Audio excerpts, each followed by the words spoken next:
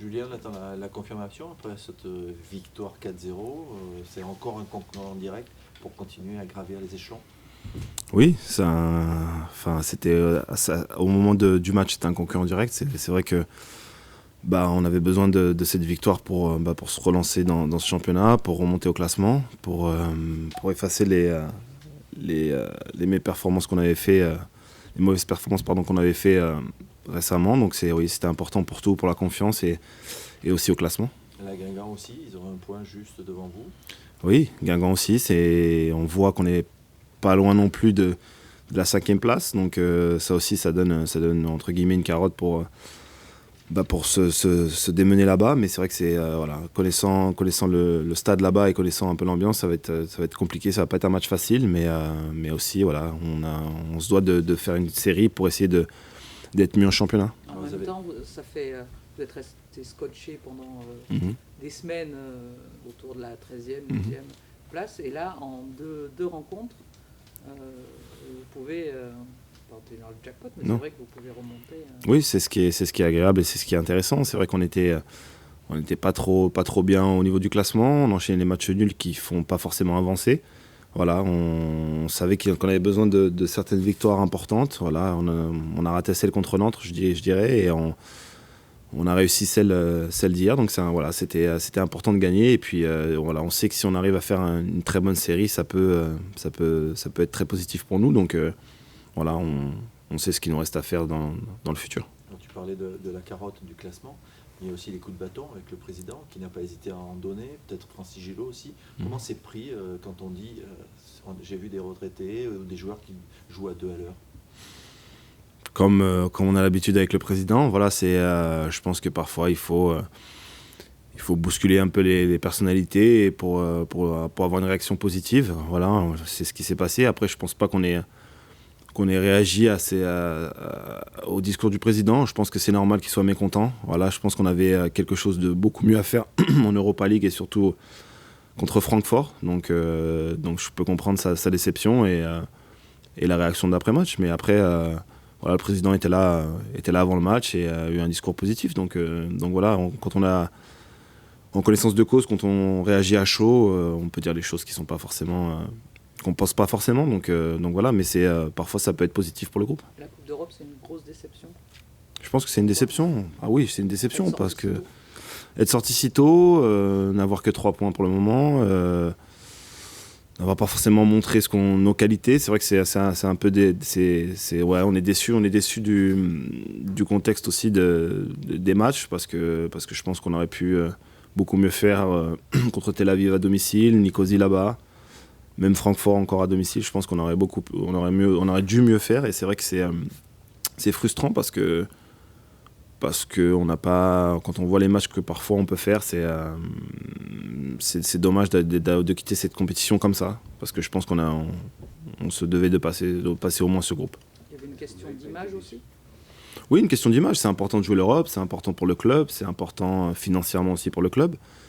Et c'est valorisant pour les joueurs. Je pense que de jouer la Coupe d'Europe, c'est très intéressant, de se confronter à des équipes étrangères aussi.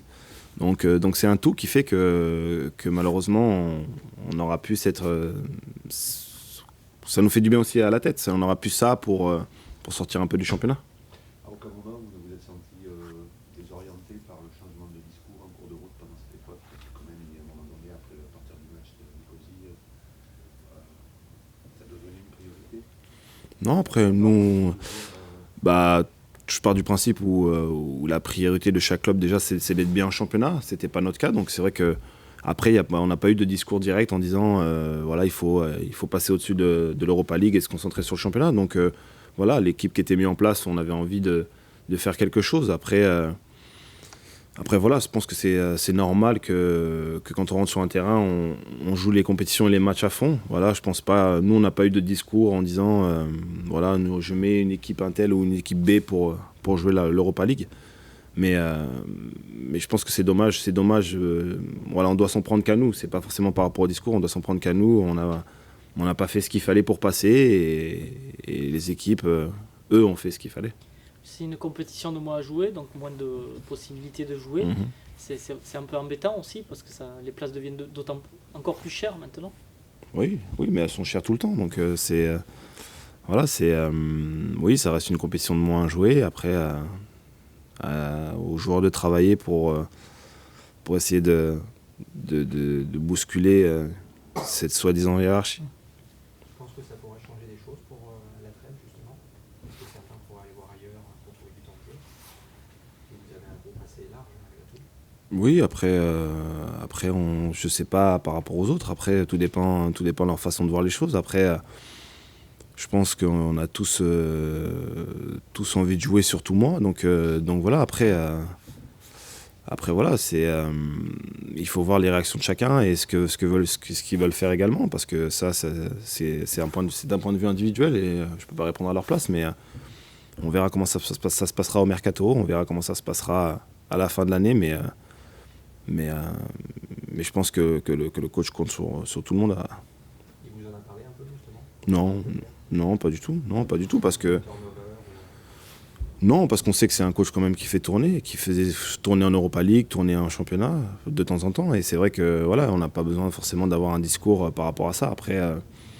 Après voilà, c'est une compétition de moins. On va quand même jouer encore là tous les 3 jours, donc on verra comment ça évoluera.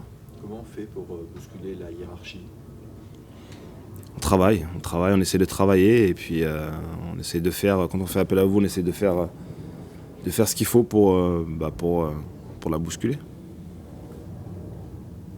Tu as eu souvent l'expérience dans ta carrière de jouer tous les 3 jours, notamment en Angleterre. Là, vous êtes dans une période où il y a 9 matchs, ça veut dire donc quasiment effectivement tous les 3 jours. Francis nous disait il y a une dizaine de jours que pour l'essentiel, il devait vous faire confiance parce qu'il n'était pas derrière vous, tout simplement. Toi, ta récup, c'est quoi?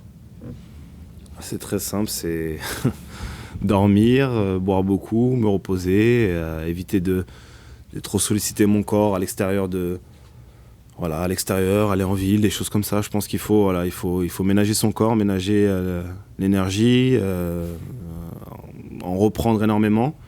Et parce que on s'en rend pas compte, mais c'est très très fatigant de jouer tous les 3 jours. Après, on reste aussi surtout, je pense qu'il faut se soulager psychologiquement parce que voilà, on n'a pas le temps de redescendre d'un match, qu'il faut repartir sur un autre, donc il faut essayer de gérer tout ça. Et puis, mais moi, honnêtement, je préfère jouer tous les 3 jours que d'attendre une semaine. Voilà, je pense que ça encrasse d'attendre une semaine. Mais c'est vrai qu'il faut faire beaucoup de récup, beaucoup de soins, mais surtout préserver son corps et préserver sa tête pour les matchs à venir. Il faut de l'expérience pour avoir cette rigueur-là? Pas forcément, il faut savoir ce qu'on veut. Après c'est vrai qu'avec la maturité, on prend conscience de certaines choses, mais c'est vrai que je ne sais pas s'il faut de l'expérience. Après, il faut savoir où on veut aller, savoir si on veut être performant ou pas, et savoir si on veut être positif pour l'équipe. Voilà, je pense qu'on ait l'expérience ou qu'on ne l'ait pas, il faut vraiment savoir ce qu'on veut. Voilà, c'est être un joueur compétitif ou se fatiguer, à se disperser, et ça, à un moment ou un autre, on le paye. Est-ce que c'est pas un faux débat de dire qu'on ne peut pas jouer tous les 3 jours, parce qu'on voit certaines équipes qui tournent quasiment pas? Alors peut-être dans les grandes équipes, les anciens nous disent mais nous aussi on jouait tous les 3 jours, on n'était pas plus fatigués que ça. Est-ce qu'on n'est pas en train de vous mettre dans un cocon?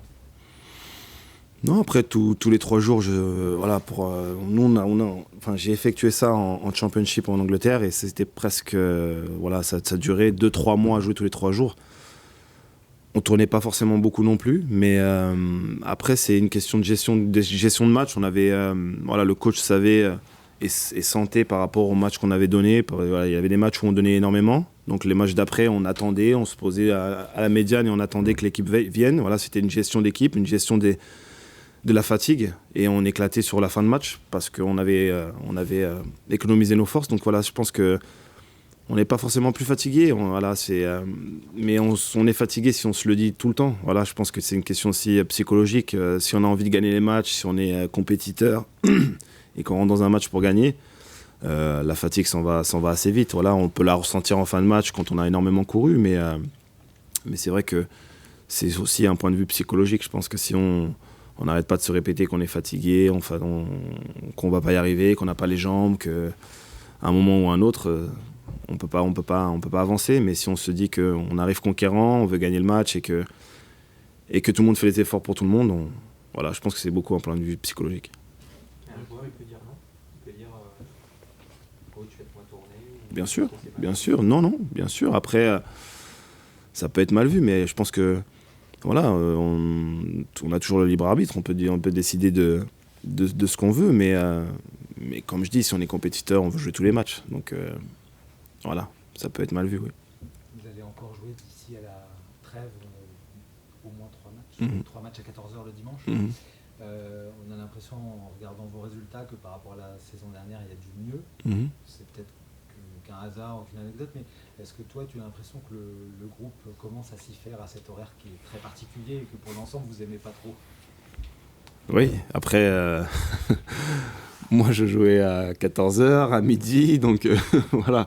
C'est vrai que c'est assez difficile à s'adapter, mais je pense que oui, là, voilà, les joueurs arrivent à passer au-dessus de ça, mais c'est vrai que voilà, moi ayant eu l'habitude de jouer à 20h en France et arriver à jouer à 14h ou à midi en Angleterre, ça faisait, voilà, c'était très très difficile. Après on s'y fait, mais voilà, je pense que le groupe commence à s'y faire, commence on a tellement joué à 14h qu'on commence à savoir comment gérer l'avant-match, surtout de savoir ce qu'il faut manger, comment il faut dormir la veille, et donc au fur et à mesure, je pense que le groupe s'y fait et on voit que on commence à avoir les jambes à 14h. C'est la même gestion qu'en Angleterre, quand tu joues à midi ou à 14h. En France, on fait pareil, on mange avant. Est-ce qu'en Angleterre, on mange avant? Oui, c'est ça, c'est à peu près pareil. Voilà, on mange avant. En Angleterre, quand on joue à midi, on mange encore plus tôt. On mange à 8h30, on mange des pâtes, des choses comme ça. Donc, des œufs, des choses comme ça. Mais c'est vrai que oui, c'est à peu près pareil qu'ici. Après, c'est... faut s'y mettre parce que manger des pâtes à 8h c'est pas facile, donc voilà, donc non, elles sont pas mal, mais c'est vrai que voilà, c'est exactement la même gestion, mais c'est vrai qu'il faut savoir gérer son temps, surtout savoir gérer son sommeil de la veille et le temps d'avant-match qui n'est pas forcément facile parce qu'on arrive à 14h, on est presque en pleine digestion, donc c'est pas forcément facile, mais voilà, au fur et à mesure on arrive à s'y faire. Ça aurait pu être pire, manger de la gelée. Oui, manger de la... Ouais, j'en ai fait, mais bon, voilà, mais c'est... Non, ça a évolué quand même, l'Angleterre. Ouais, ça a évolué. Et Guingamp, tu as une image, tu parlais de l'ambiance, tu as cette image-là d'équipe portée par son public, quoi. J'avais lu un article sur Guingamp, je crois qu'il y a... je ne sais pas exactement les chiffres, mais il y a 8000 habitants et 12 000... Voilà, donc ça reflète bien ce qui se passe là-bas. Voilà, c'est...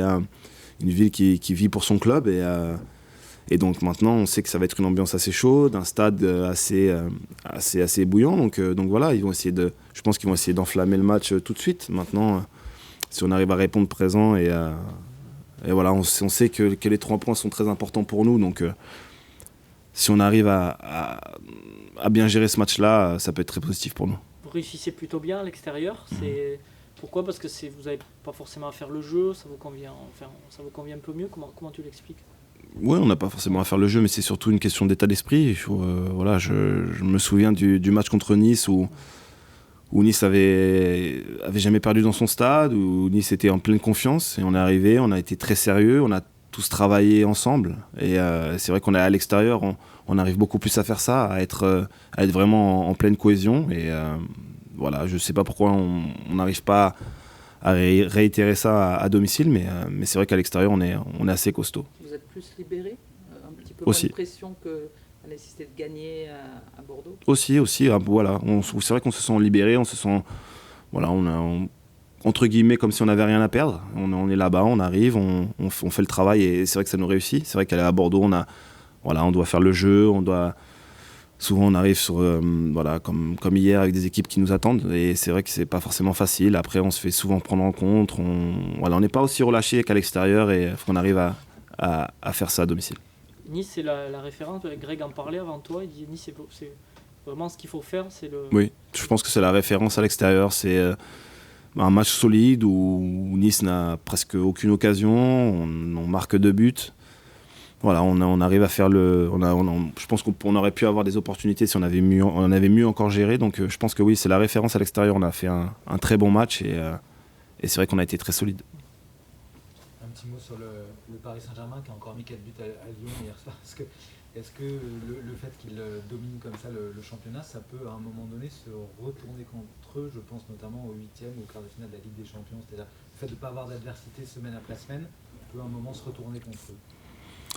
Oui, ça peut être à double tranchant. Après, je pense qu'ils ont assez de joueurs d'expérience et de compétiteurs également, parce que j'en vois pas mal dans l'équipe qui veulent faire quelque chose dans cette Ligue des Champions. Donc voilà, je pense pas qu'ils puissent baisser de pied là-bas dans cette compétition, mais c'est vrai que voilà, en championnat, ils sont largement au-dessus. J'ai vu le match hier, c'est quelque chose d'extraordinaire. Mais voilà, voilà, maintenant, on va voir vraiment ce que l'équipe vaut dans cette Ligue des Champions, et c'est là où on verra si c'est vraiment un niveau international ou pas. Mais je pense qu'ils peuvent aller loin. Et est-ce qu'on va s'ennuyer dans cette Ligue quand on est acteur, comme vous? Je sais pas si on va s'ennuyer. Après c'est un championnat qu'on peut voir avec les réactions des étrangers. C'est un championnat que les étrangers trouvent difficile. C'est vrai que c'est un championnat qui est avec le jeu qui n'est pas forcément ouvert.